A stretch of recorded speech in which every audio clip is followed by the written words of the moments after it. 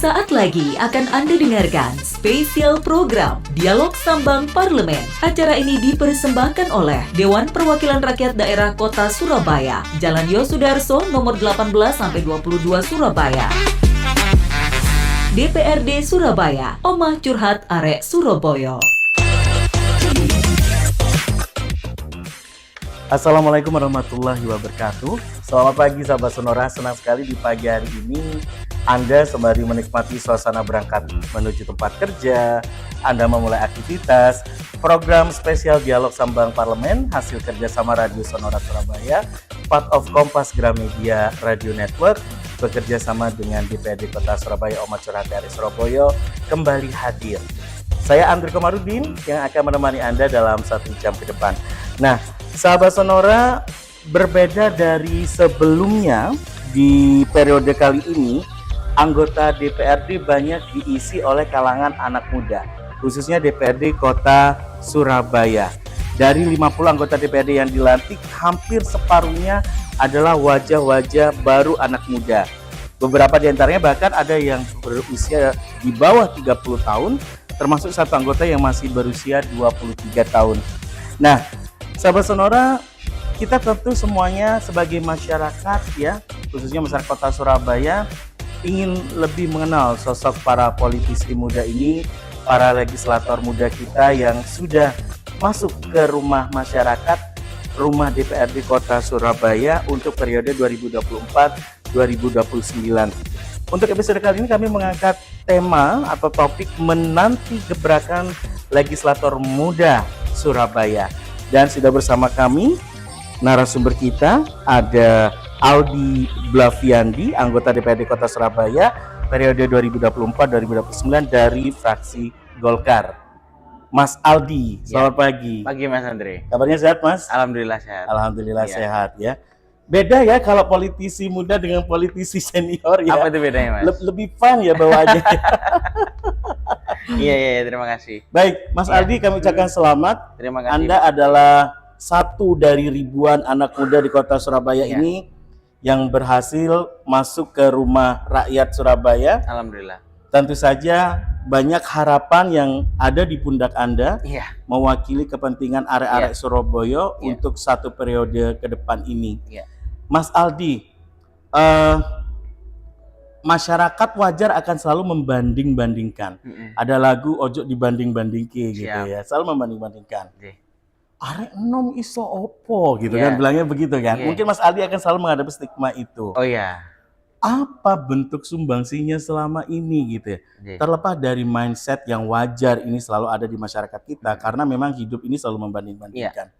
Bagaimana Anda menanggapi itu semua sebagai suatu hal yang apa ya, membuat Anda tambah semangat atau tambah ya biarlah namanya juga cara berpikir orang gitu. Gimana Mas Aldi? Sebenarnya gini Mas Andre, kalau tolak ukur saya ya, dari awal saya menekuni dunia dunia politik lah ibaratnya. Dari awal saya dulu mengais suara pada saat periode pemilu kemarin, itu sebenarnya omongan yang disampaikan terkait pembandingan tadi itu sudah hal yang biasa bagi saya. Cuman kan kembali lagi bahwa tiap manusia itu kan punya kemampuan yang berbeda-beda. Sehingga saya sendiri selalu menunjukkan ke masyarakat bahwa monggo nanti jenengan lihat saja bahwa kita sebagai anak muda ini sebagai gebrakan baru di Kota Surabaya. Yang mana mungkin sekarang bisa dilihat bahwa banyak pemuda itu sudah mulai mengisi legislator di Kota Surabaya. Dan itu kan sudah bisa jadi salah satu tolak ukur atau bukti lah ibaratnya bahwa anak muda ini juga punya peran dan kompetensi yang cukup untuk bisa menyambung lidah masyarakat ke pemerintah Kota Surabaya. Seperti itu Mas. Sekarang kalau nggak anak mudanya yang ikut terlibat dalam memperjuangkan kepentingan rakyat Surabaya, siapa lagi? Generasi usia ada batas waktunya. Mau nggak mau regenerasi harus dilakukan, Mas Aldi ya gitu ya. Mas Aldi, menurut Anda fenomena di Pileg kali ini memang sangat didominasi anak muda. Ini apakah memang merupakan fenomena yang sekedar ikut-ikutan saja lagi hype, atau mungkin karena memang merasa anak muda sudah waktunya untuk mengambil bagian dan ingin berkontribusi lebih dari sekedar apa yang pernah dia lakukan sebelumnya? Mungkin ada yang backgroundnya pernah di LSM, organisasi, komunitas gitu ya, dan mereka berharap eh, jangkauan saya kalau hanya di LSM dan organisasi tanpa masuk ke apa lembaga yang lebih bersifat apa ya punya sayap lebih luas, jangkauan lebih luas, ini nggak akan impactful. Akhirnya ada banyak yang tertarik masuk ke legislasi. Apakah sekedar itu atau memang ada motif apa? Terlepas nanti saya ingin tahu juga motif Anda pribadi. Boleh. Tapi kita secara global aja. Siap. Kenapa banyak anak muda yang sekarang terjun ke dunia legislatif? Mungkin kita ngomong era ya Mas ya. Kita dalam artian di sini kita menuju era Indonesia emas yang mana kita sebagai pemuda, khususnya di Kota Surabaya ini kan juga sebagai apa ya tolak ukur bahwa penggantian atau regenerasi orang-orang yang mungkin di dunia apapun, entah khususnya mungkin di dunia politik ini juga ternyata bisa ditunjukkan bahwa banyak pemuda-pemuda sekarang itu mau ikut kontestasinya, mau belajar politik dan mau mengerti tentang situasi di Kota Surabaya. Salah satu ambil contohnya adalah seperti anak muda yang contoh ada di Karang Taruna di perumahan. Itu contoh paling real dalam artian apa? Mereka mengerti bahwa kesulitan atau kesusahan apa yang ada di daerah perumahannya itu yang bisa membantu nggak cuma dari perangkat RT dan RW-nya saja, tapi mereka pun juga punya peran di situ. Nah, mungkin seperti saya yang sekarang berhasil duduk di DPRD ini, itu juga salah satu tolak ukur bahwa bukan hal yang tidak mungkin bahwa pemuda zaman sekarang itu punya peran dan harus ikut aktif bahwa kita ini juga akan menjadi generasi penerus berikutnya, penerus bangsa. Kalau seandainya kita sendiri ini hanya sekitar ikut-ikutan tadi Mas bilang, ya otomatis kita juga nggak akan bisa duduk di sini. Otomatis dalam artian di sini kita yang terpilih sekarang harus punya kesadaran bahwa kita ini membawa yang tadi sampean bilang bahwa di bahu saya ini banyak harapan masyarakat yang bertumbuh pada saya untuk bisa menjadi penyambung lidah tadi ke pemerintah Kota Surabaya seperti itu. Oke, Mas Aldi, motivasi Anda terjun ke dunia politik ya, terlepas dari bukan hal baru kalau kita berbicara politik di keluarga Anda gitu kan. Boleh dibilang dari kecil Anda sudah dekat sekali dengan dunia politik karena ayah juga seorang politikus gitu ya. Tapi memang minat ini sudah Anda rasakan sejak kapan sebenarnya gitu Mas? Kalau ngomong soal minat di politik, lucunya nih Mas ya, saya itu mungkin dari kuliah ya, karena mungkin sudah biasa. Background Anda psikologi ya? Psikologi. Cuman dari awal kuliah itu lucunya saya nggak pernah ikut organisasi Mas. Nggak pernah ikut organisasi mahasiswa, organisasi masyarakat. Jadi saya mengawali karir politik saya itu di tahun 2020. Karena pada saat itu kebetulan saya ditawari oleh ayah saya untuk ikut di kegiatan kepartaian di Partai Golkar, dan alhamdulillahnya pada saat itu saya langsung menjabat sebagai ketua AMPG. AMPG itu Angkatan Muda Partai Golkar Kota Surabaya. Dan dari sana itulah awal mula saya untuk terjun di dunia politik sebenarnya. Kalau semisalnya tolak ukur saya kenapa sekarang saya menserusi dunia ini, itu karena pada saat saya sudah jadi AMPG, saya banyak mengetahui tentang kebutuhan masyarakat itu seperti apa. Itu yang pertama. Kedua, pada saat saya ikut ayah saya kayak terjun pada saat menemui masyarakat, terus juga mengetahui bahwa keistimewaan sebagai kita DPRD itu membantu masyarakat seperti apa dibandingkan yang kita notabene sipil seperti itu. Itu yang menggugah saya akhirnya, kalau saya pengen bantu otomatis ya saya harus duduk di tempat yang sesuai untuk bisa membantu masyarakat tadi. Tidak hanya terkait bantuan secara sosial saja, tapi bantuan terkait misalnya kita bisa dibilang seperti tentang peraturan-peraturan di Kota Surabaya, tentang fasilitas pemerintah kota yang disediakan untuk masyarakat, itu kan yang bisa ibaratnya bisa nge-push untuk ke pemerintah kota ya. Siapa lagi kalau bukan kita yang bisa duduk di sekarang ini. Sebenarnya seperti itu. Jadi kalau misalnya ngomong background, ya mungkin saya sudah terbiasa, jadi saya sendiri sudah tidak kaget. Tapi kalau ngomong soal motivasinya justru malah keluar pada saat di tahun 2020. Jadi baliknya di sana. Iya, jadi bukan pada saat dari kecil mungkin melihat ayah kayak sudah biasa saya pengen seperti itu, justru malah saya nggak ada keinginan ke sana. Mungkin bisa dibilang salah satunya tuh garis tangan ya, saya bisa duduk di sini. Tapi juga berarti karena garis tangan akhirnya saya juga tidak ada kontribusinya. Alhamdulillah pada selama kemarin di masa pemilu, saya bercengkrama bertemu dengan masyarakat, itu juga jadi motivasi saya justru bahwa saya ingin membantu kota Surabaya menjadi lebih baik ini tidak hanya dari segi sektor memajukan, mungkin dari segi kayak pemasukan dan sebagainya, tapi membantu untuk bisa mensejahterakan masyarakat, memberikan fasilitas yang baik untuk masyarakat melalui Pemkot, itu juga jadi motivasi saya untuk saya bisa duduk di seperti ini. Berarti ada ketidakpuasan yang Anda rasakan secara pribadi dengan pencapaian kesejahteraan Surabaya sampai detik ini, sehingga Anda merasa harusnya bisa lebih dari ini. Harusnya bisa lebih dari ini. Saya ambil contoh ya, mungkin kita ngomong sekarang karena kita temanya kepemudaan nih Mas. Salah satu contohnya adalah sekarang banyak anak muda itu 3 hal yang kita lihat kurang di kehidupan mereka. Yang pertama itu ngomong soal pendidikan. Kita ngomong kasus di Surabaya sendiri untuk sekolah sekarang karena adanya zonasi itu jadi kendala juga. Sehingga impact-nya masyarakat untuk bisa memajukan anaknya itu jadi kesulitan. Sehingga akhirnya masalah pendidikan ini juga jadi masalah tentang di kepemudaan di kota Surabaya yang menghambat. Yang kedua, kita ngomong soal lapangan pekerjaan. Banyak masyarakat itu, anak muda khususnya itu yang menganggur. Jadi setelah sekolah nganggur, entah karena tidak punya keterampilan atau mungkin karena keterbatasannya untuk bisa masuk mengoptimalkan tenaga kerja, akhirnya mereka kalah saing Mas. Dan dari situ saya merasa bahwa yang seharusnya mereka bisa ibaratnya paling tidak mungkin meringankan beban keluarga, jadi malah susahnya karena tidak bisa bekerja. Tidak punya akses ke sana. Mungkin karena entah itu dari fasilitasnya, dari pemerintah kota, atau mungkin dari segi pendidikan yang tadi mungkin kurang dari orang yang tersebut, itu sehingga kan menghambat juga. Yang ketiga, kita ngomong soal kesempatan Mas.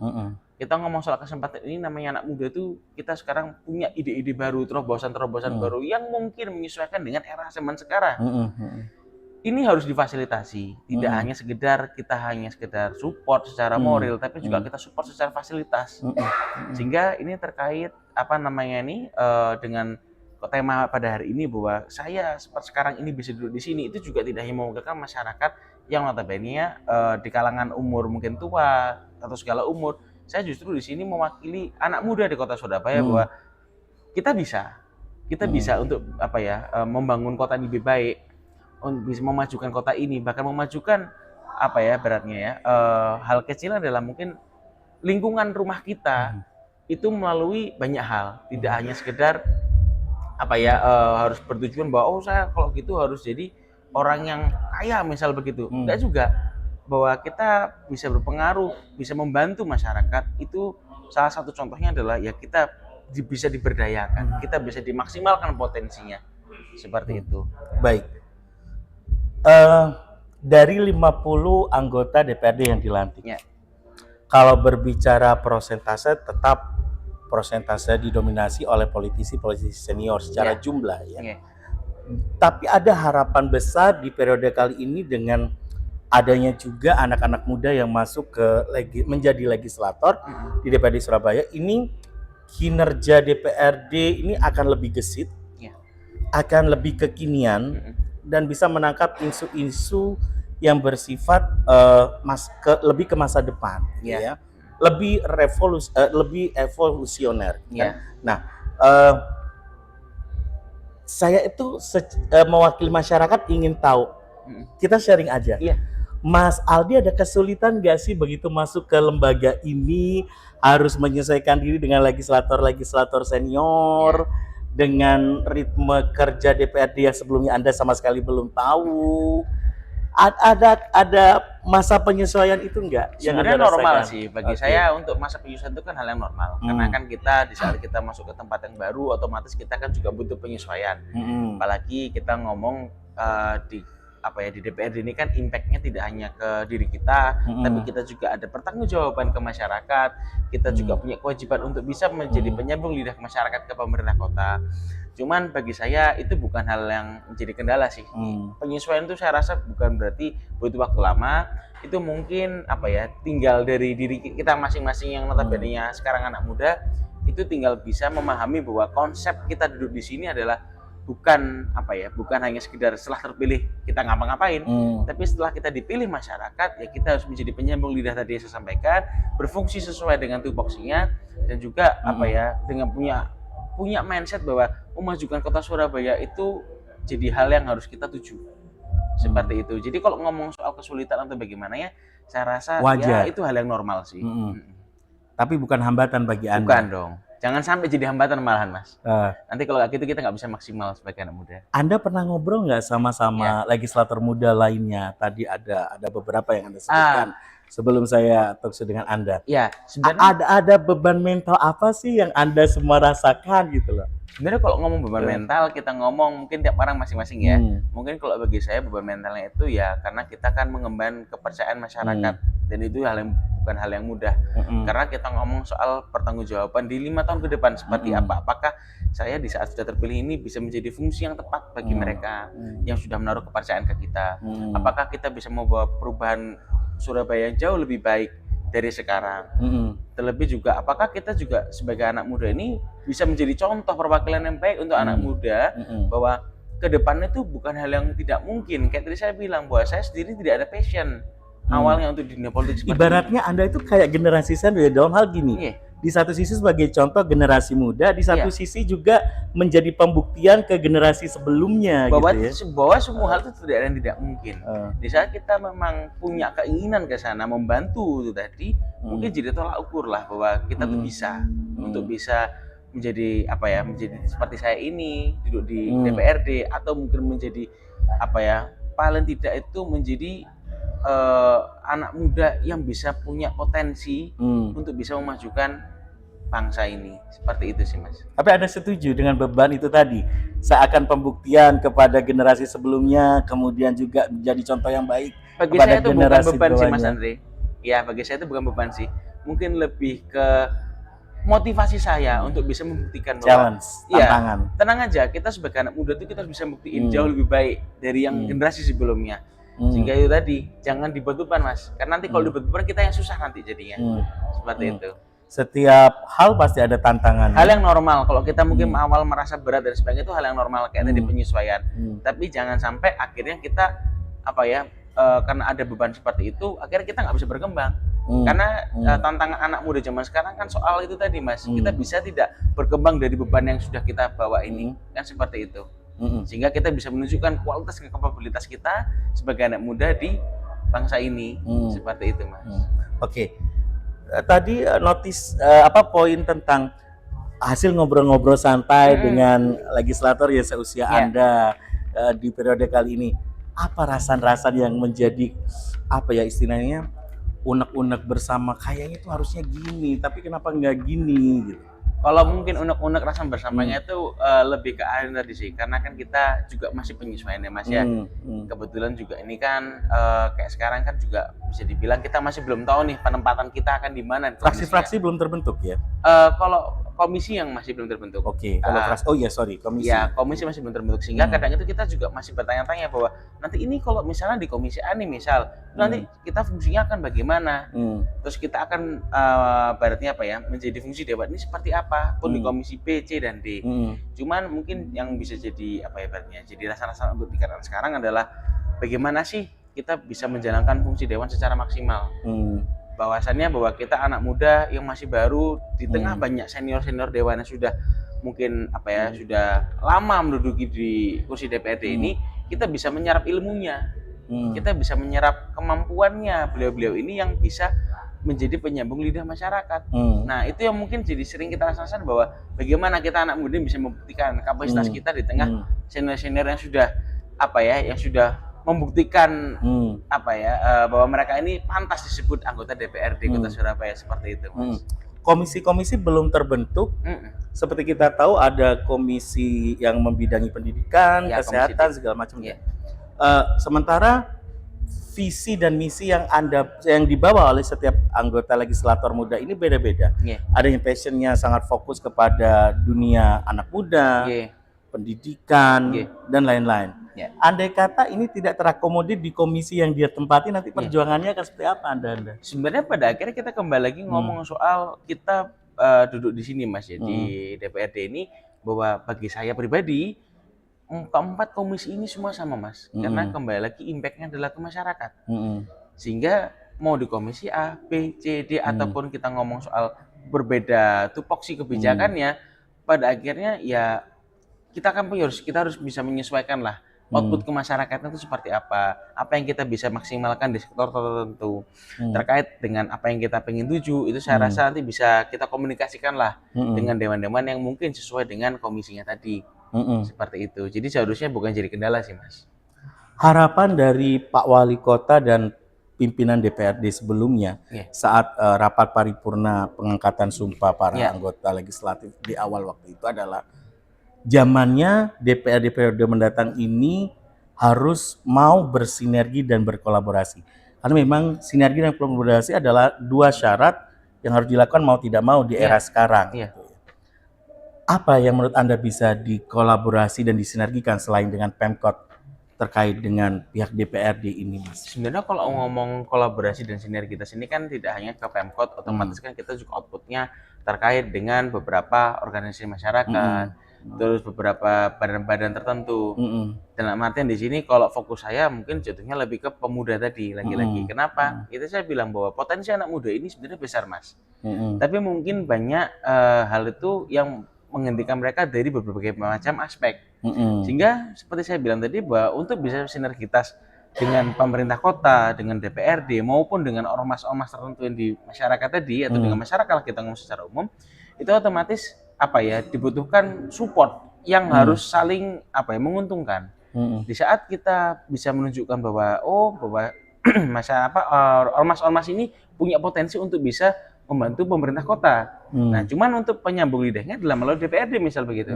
Sehingga DPRD juga harus mensupport ormas ini juga untuk bisa terfasilitasi oleh pemerintah kota. Seperti itu, Mas. Baik. Sahabat Sonora, obrolan kita semakin menarik ya. Nanti di segmen kedua saya akan lebih banyak mencari tahu lebih dalam ya terkait dengan fokusnya Mas Aldi ini yang katanya masalah kepemudaan itu sangat kompleks di kota Surabaya ini dan belum semuanya terakomodir kepentingannya baik secara regulasi, kebijakan ataupun juga support sistem yang diberikan oleh pemerintah periode sebelumnya. Apa aja itu nanti akan saya coba tanyakan ke Mas Aldi, termasuk apa saja gebrakan yang dilakukan oleh DPRD ini ke depannya terkait dengan fokus anak muda. Terima kasih sahabat Sonora, masih Anda dengarkan Dialog Sambang Parlemen, hasil kerjasama Radio Sonora FM 98 Surabaya, part of Kompas Gramedia Radio Network, bersama dengan DPRD Kota Surabaya, Oma Curati Ari Surabaya. Kita masih membahas topik tentang menanti gebrakan legislator muda Surabaya. Dan salah satu narasumber yang kami hadirkan kali ini adalah legislator muda yang sudah bersama kita ya sejak di segmen pertama tadi. Ada Aldi Blaviandi, anggota DPRD Kota Surabaya periode 2024-2029 dari fraksi Golkar. Pertanyaan yang tadi sempat saya sampaikan sebelum break iklan. Siap. Akan menjadi concern Anda ke depannya untuk mencari titik permasalahan apa yang membuat anak muda nih akselerasinya tidak begitu terlihat pesat di kota Surabaya. Pasti ada faktor penghambat, gitu kan? Dan ini coba Anda cari solusinya, Anda cari support sistemnya melalui lembaga DPR di mana Anda sekarang berjuang di sana. Tadi sempat saya notice temuan-temuan fakta Anda selama Anda terjun ke teman-teman muda, ke masyarakat bahwa kesempatan kerja bagi mereka ini cenderung diskriminatif, gitu kan? Mereka nggak mau jadi beban keluarga, beban ekonomi, mau kok mereka ini membantu perekonomian keluarga. Cuma masalahnya background pendidikan yang tidak mumpuni ini membuat mereka termasuk ke dunia kerja itu juga tersingkirkan akhirnya. Solusinya harus bagaimana menurut Anda? Kalau menurut saya sih sebenarnya ngomong soal solusi ini kan sebenarnya banyak solusi, Mas. Salah satu mungkin kita ngomong soal penyediaan lapangan kerja. Itu sebenarnya solusinya sudah ada mungkin dari dulu-dulu ya. Betul. Itu memang kebutuhan yang harus dibuka supaya masyarakat khususnya secara umum bahwa itu mereka-mereka yang mungkin belum punya lapangan pekerjaan bisa diperdayakan. Cuman kalau khususnya anak muda mungkin tidak hanya di bagian situ saja, Mas. Salah duanya adalah ya kita harus meningkatkan kemampuan mereka. Kalau ngomong soal peningkatan pendidikan, saya rasa juga ada yang mau, ada yang enggak. Tapi kita ngomong praktisnya adalah kita peningkatan kemampuan mereka. Kenapa? Karena sekarang kita bisa dibilang konsep lapangan pekerjaan itu tidak hanya sekedar lapangan pekerjaan disediakan. Kita ambil contoh semisal dibukakan sentra kuliner misal begitu, dengan mereka punya pembekalan kemampuan untuk bisa mengolah masakan, mengolah minuman, itu kan juga jadi salah satu sarana untuk bisa pembukaan lapangan pekerjaan walaupun saya tidak langsung. Apalagi sekarang dipermudah dengan era modernisasi, yang mana misal nih tanpa perlu adanya tempat lapak berjualan, misalnya kita bisa jualan lewat online, apalagi sekarang banyak marketplace yang bisa diperdayakan. Itu sebenarnya tinggal kemampuan masyarakat mudanya aja yang harus dimaksimalkan potensinya, dan itu harus disupport oleh pemerintah kota juga. Kenapa? Karena di saat itu sudah disupport, otomatis kita ngomong soal peningkatan APBD. Di saat APBD meningkat juga, itu kan impactnya ke masyarakat lagi-lagi.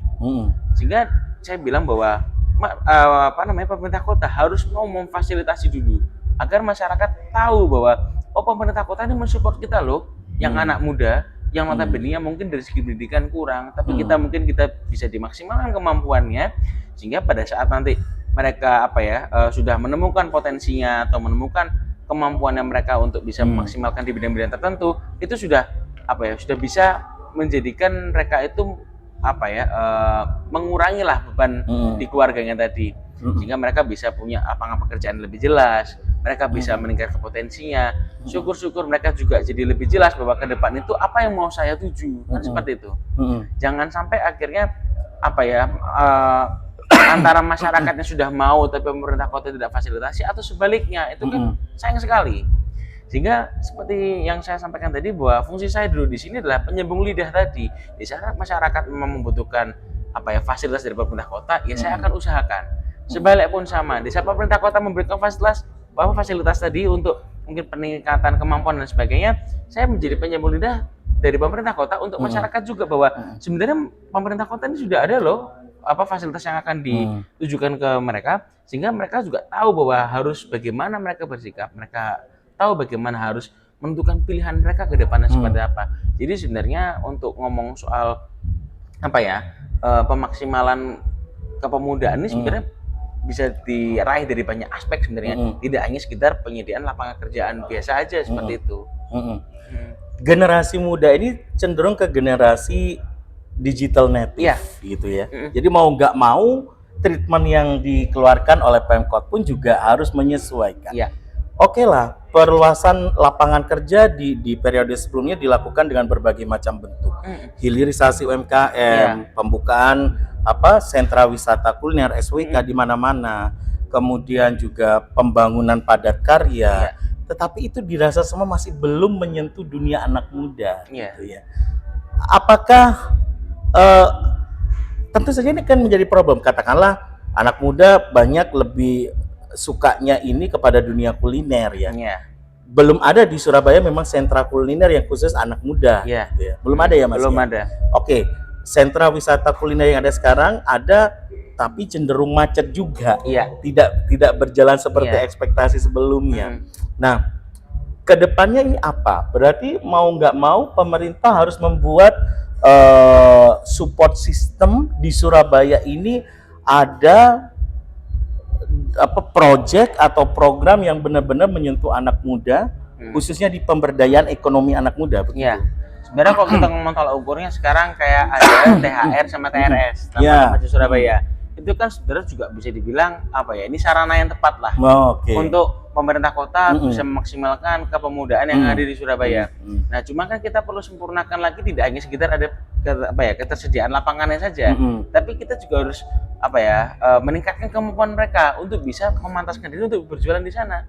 Karena kita ngomong soal tadi sampaikan bahwa pemberdayaan dan sebagainya tadi itu memang sudah ada tapi tidak maksimal, karena kembali lagi bagi saya pusat permasalahan di di Kota Surabaya, khususnya di anak muda tadi ini, kembali lagi ke basicnya adalah soal pendidikan. Di saat mereka dari segi wawasan pendidikan ini juga hanya secukupnya, otomatis juga mereka nggak ada pandangan ke depan harus bagaimana.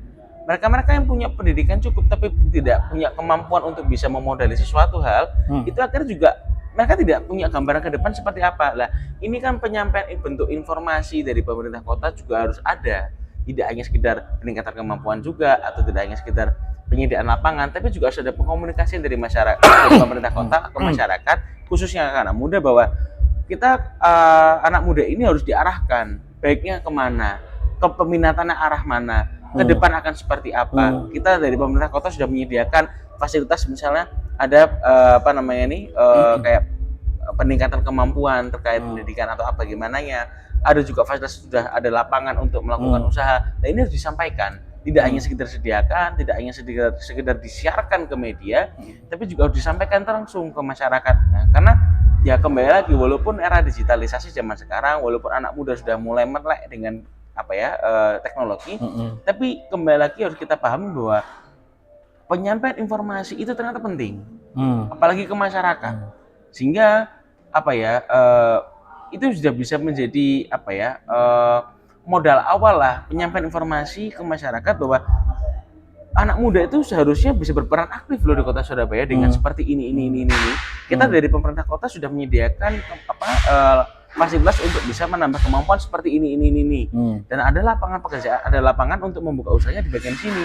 Pun nanti kalau nggak mau usaha, maunya bekerja, nanti kita akan mengadakan misalnya kayak ambil contoh kayak job fair misalnya seperti itu. Itu kan sudah ada fasilitas. Nah, tinggal kesadaran masyarakat juga harus ada.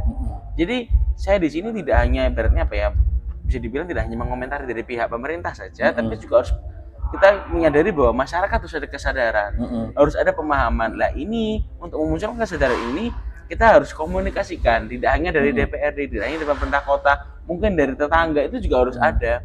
Karena kembali lagi bahwa pusat kemajuan sebuah kota bagi saya itu berada di informasinya, di komunikasinya. Di saat penyampaian informasi ini bisa secara masif tersampaikan, otomatis bukan hal yang tidak mungkin untuk kita bisa meraih kota Surabaya untuk bisa lebih maju. Seperti itu sih sebenarnya. Programnya sudah bagus, semua toolnya yang dibuat sebagai tolak ukurnya sudah bagus dan logik. Tetapi ketika ada masyarakat yang merasa aku gak ngerti lah ono iku, ya sama aja tidak efektif. Dan gitu itu memang sering terjadi, Mas. Begitu. Pada saat saya waktu mau calonkan diri, saya tanya sendiri ke beberapa masyarakat maupun remaja yang ada di sana, mereka nggak terlalu tahu tentang fasilitas apa yang ada di pemerintah kota. Kalau nggak nunggu turun dewan yang turun dulu, baru mereka paham. Nah, itu kan sebenarnya penyampaian informasi yang tidak tepat sebenarnya. Kalau Pak RT-nya nggak ngomong, ya masyarakat anak mudanya nggak ngerti. Pada akhirnya kita tidak bisa menjagakan konsep hanya sekitar dari perangkat RT, RW, kecamatan, lurah saja. Itu memang harus ada. Semisal diadakan, misal di Balai Pemuda, misal begitu, diadakan, kita mengundang beberapa anak muda dari beberapa kecamatan, beberapa kelurahan untuk disampaikan bahwa di sini kita pemerintah Kota Surabaya itu sudah ada fasilitas untuk peningkatan kemampuan. Di sini juga kita sudah ada lapangan pekerjaan di misalnya THR atau TRS tadi, atau misalnya kita akan ada job fair di tanggal sekian. Itu disampaikan sehingga mereka sudah punya tujuan bahwa nanti di tanggal sekian saya harus datang ke sini. Saya harus punya mencari modal untuk bisa berjualan di sini. Nah, itu kan perlu perlu peran aktif dari pemerintah kota, tidak hanya sekedar dari DPRD yang harus turun terus, kan begitu, Mas. Karena pada akhirnya masyarakat harus juga mempercayai bahwa Kota Surabaya ini punya kemampuan untuk bisa meningkatkan anak mudanya di Kota Surabaya, sehingga tinggal penyampaian informasinya saja sih bagi saya itu yang harus diterjunkan secara masif. Seperti itu, selain dari DPRD sebagai fungsinya, seperti itu, Mas.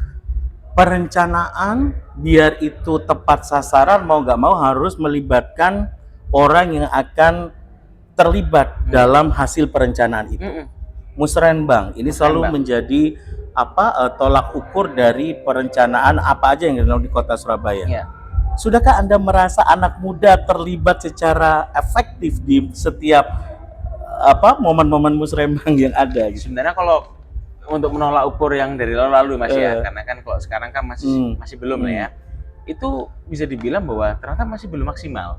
Mungkin sudah ada dilakukan, tapi masih belum maksimal. Kenapa? Kita bisa lihat lagi bahwa anak muda di Kota Surabaya ini masih banyak yang bisa dibilang nganggur, masih banyak yang melakukan hal-hal yang tidak baik lah, bisa dibilang seperti itu. Itu karena bagi saya penyampaian informasinya masih belum tepat.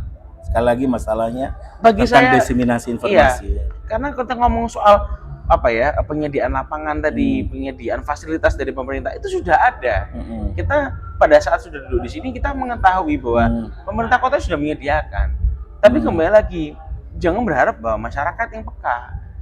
Dua instrumen ini harus peka, dari pemerintah kota juga peka bahwa penyampaian informasi itu penting, dari masyarakat juga harus peka bahwa kesadaran mereka untuk mau maju, untuk menjadi masyarakat yang bisa bisa menjadi masyarakat yang aktif lah, berperan aktif untuk kemajuan kota Surabaya itu penting.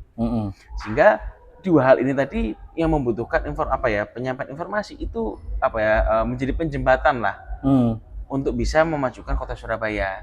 Sehingga bagi saya bukan hal yang tidak mungkin, bukan hal yang susah pun nanti seandainya di musrembang berikutnya itu menjadi hal yang harus disorot lah untuk bisa penyampaian informasi tadi. Sehingga anak muda tahu bahwa pintu mana yang harus mereka tuju, seperti itu, Mas. Anda tadi sangat menyoroti pentingnya penyampaian informasi sebagai tolak ukur partisipasi dari masyarakat di program-program pemerintah gitu ya. Emang menurut Anda apa kendala yang dihadapi sampai tidak sebegitu masifnya diseminasi informasi yang ada di kota Surabaya hingga ke lapisan masyarakat terkecil, Mas? Karena begini, kita ngomong ke lapisan masyarakat terkecil ini kan kita ngomong non pemudanya sekarang, kita masyarakat umum. Masyarakat umum ini kan tidak semua aware tentang era digitalisasi. Kadang masih banyak yang kita ngomong gaptek, nggak ngerti cara menggunakan HP, hanya ngerti untuk telepon, mungkin hanya kita menggunakan aplikasi media chat saja. Itu kan akhirnya mereka tidak tahu, tidak bisa menyerap informasi dari pemerintah kota bahwa misal Pemkot lagi mengadakan job fair, Pemkot lagi mengadakan pelatihan di mana, misal seperti itu kan mereka akhirnya tidak tahu. Nah, kita ngomong soal kesadaran anak muda juga, sekarang anak muda banyak yang lebih asik untuk bermain game online, banyak yang menggunakan media sosial tapi tidak tidak untuk peruntukannya mungkin hanya sekedar senang-senang. Pun kita menggunakan sarana paling mudah seperti media YouTube yang notabene itu bentuk video informasi, karena pun mereka hanya sekedar nonton untuk hal-hal yang mungkin menyenangkan pribadi mereka saja. Sehingga kadang kan tidak bisa menjadi tolak ukur karena sudah era digitalisasi sehingga kita tinggal upload post mereka sudah ngerti. Belum tentu saya rasa. Sehingga perlu adanya penyampaian informasi misal melalui RT atau RW-nya, di balai RT atau di balai RW, dikumpulkan masyarakat mudanya tadi, disampaikan bahwa kita akan mengadakan seperti ini. Memang itu bukan hal yang mudah, tapi saya rasa seandainya dilakukan sekali, itu kan punya impact. Bahwa anak muda tahu bahwa, ternyata saya ini dianggap loh sebagai masyarakat. Itu hal yang penting. Menghargai anak muda itu kan kadang tidak bisa hanya sekedar, kita menyediakan lapangan pekerjaan, kita menyediakan lapangan pelatihan, tidak hanya sebatas itu, tapi menghargai dengan menyampaikan bahwa kita dari pemerintah kota itu menyediakan seperti ini, itu jadi mereka merasa dihargai sebagai masyarakat kan begitu. Karena pada akhirnya kita ngomong soal generasi, otomatis tidak semua lapisan masyarakat kadang itu bisa memahami bahwa pemerintah kota ini sudah memfasilitasi secara baik loh ke kita. Nah ini kan perlu penyampaian informasi lagi-lagi, Mas, seperti itu. Mas, tentang fungsi elemen anak muda terkecil di lingkungan kota Surabaya, Karang Taruna lah kita bicarakan. Ada yang masih punya persepsi Karang Taruna ini hanya dibutuhkan setiap momen Agustusan saja. Sementara sebenarnya mereka ini juga punya background bermacam-macam. Ada yang perguruan tinggi, ada yang juga sudah mulai aware dengan idealismenya terhadap kepedulian terhadap sesama, gitu kan. Nah, tapi kebanyakan yang dilihat yang terjadi di fakta di lapangan adalah mereka cenderung pasif karena memang tidak diajak gitu ya oleh lapis warga setempat untuk pengambilan keputusan-keputusan yang penting gitu ya. Nah, Anda juga melihat fenomena dan fakta ini. Itu memang hal yang memang hal yang sering terjadi kan saya bilang bahwa menganggap masyarakat muda atau pemuda ini tadi jadi salah satu peran penting di mana kita dianggap di lapisan masyarakat seperti itu. Kita difungsikan. Karang Taruna tadi tidak hanya sekedar diajak bahwa Karang Taruna difungsikan tidak hanya sekedar kayak tadi pas 17-an saja, tapi harus ikut peran aktif, harus mau menyuarakan bahwa semisal ada pertemuan di balai RT di balai RW, itu tidak hanya mengundang beberapa perangkat desa saja, tapi juga harus mengundang Karang Taruna anak muda sebagai perwakilan anak muda. Dan juga harus ada kesadaran dari masyarakat bahwa anak muda ini akan meneruskan loh bukan mereka terus, kira seperti itu. Sehingga mereka harus diberikan tempat, diberikan ruang untuk berpendapat. Dan dari situ juga perlu support dari pemerintah kota untuk penyampaian informasi bahwa anak muda di zaman sekarang ini itu yang akan menjadi penerus bangsa. Kalau seandainya kita tidak fasilitasi, terus mau bagaimana kita memajukan kota, kan begitu Mas, pada akhirnya. Dari situ makanya saya bilang penyampaian informasi tidak hanya sekitar ke lapisan masyarakat secara umum, tapi ke pemuda itu juga perlu. Karena kita ngomong impact ke depannya.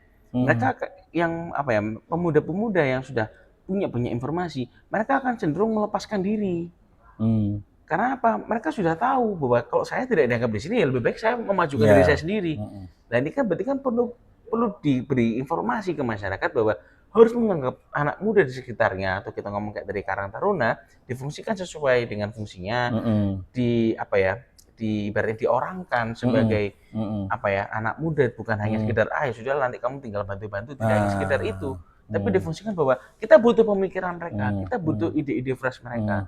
Nah ini kan berkaitan tadi saya bilang bahwa kesadaran masyarakat, pemberian informasi dari pemerintah kota ini harus sering terjadi supaya tidak ada miskomunikasi dan tidak hanya sekedar mengandalkan perangkat kayak DPRD nunggu turun dulu memberikan informasi. Karena kita mau bersentuhan dengan masyarakat juga, Surabaya ini kita ngomong luas Mas. Iya. Kita dewan di sini cuma 50, yang kita hadapin 2 juta penduduk di kota Surabaya. Gimana caranya memaksimalkan? Kalau tidak dari Pemkot sendiri juga harus mau menerjunkan bahwa di tiap-tiap desa kampung itu tahu bahwa begini loh, kita pemerintah kota itu sudah menyediakan, sudah tahu memberikan informasi seperti apa, seperti itu Mas. Baik. Mas Aldi, nggak terasa obrolan kita karena serunya sudah waktu berlalu begitu cepat. Iya. Mas Aldi, apa yang menjadi poin striking kesimpulan dari harapan Anda sebagai legislator muda yang akan banyak berkiprah di 5 tahun ke depan ini di Rumah Rakyat Surabaya ini, terkait dengan topik kita menanti gebrakan legislator muda Surabaya? Silakan Mas. Kalau ngomong impian, ibaratnya tadi saya ingin membuktikan diri bahwa anak muda di zaman sekarang itu bukan anak muda seperti sebelum-sebelumnya. Dalam artian saya ingin bisa menjadi contoh yang baik buat anak muda, bahwa kita anak muda itu punya peran aktif untuk bisa membangun kota Surabaya jauh lebih baik. Dengan kita juga mendukung program pemerintah dan juga kita menjadi penyambung lidah ke masyarakat. Seperti itu. Jadi ya insya Allah impian saya ialah ingin bisa mengajak anak muda di kota Surabaya untuk memajukan kota Surabaya. Baik. Aldi Blaviandi, anggota DPD Kota Surabaya dari fraksi Golkar. Terima kasih Mas Aldi. Siap, terima kasih Mas Aldi. Sudah menyempatkan waktu bersama sahabat Sonora. Sama-sama. Baik, sahabat Sonora, sampai di sini kesempatan program Dialog Sambang Parlemen episode kali ini. Tentu saja di episode lainnya kita akan mengundang legislator yang bermacam-macam juga, ya, yang berbeda juga. Kita akan banyak diskusi tentang apa perkembangan-perkembangan yang ada di Kota Surabaya, yang kebijakan-kebijakan pro rakyat yang bisa langsung dirasakan oleh warga Surabaya. Tentu saja hanya di Dialog Sambang Parlemen, hasil kerjasama dengan Radio Sonora FM 98 Surabaya. Saya Andre Komarudin harus pamit undur diri mewakili segenap tim dan kru yang bertugas di episode kali ini. Terima kasih banyak atas perhatian Anda. Selamat melanjutkan aktivitas. Selamat pagi. Assalamualaikum warahmatullahi wabarakatuh. Terima kasih telah Anda dengarkan spesial program Dialog Sambang Parlemen. Acara ini dipersembahkan oleh Dewan Perwakilan Rakyat Daerah Kota Surabaya, Jalan Yosudarso nomor 18-22 Surabaya. DPRD Surabaya, Omah Curhat Arek Surabaya.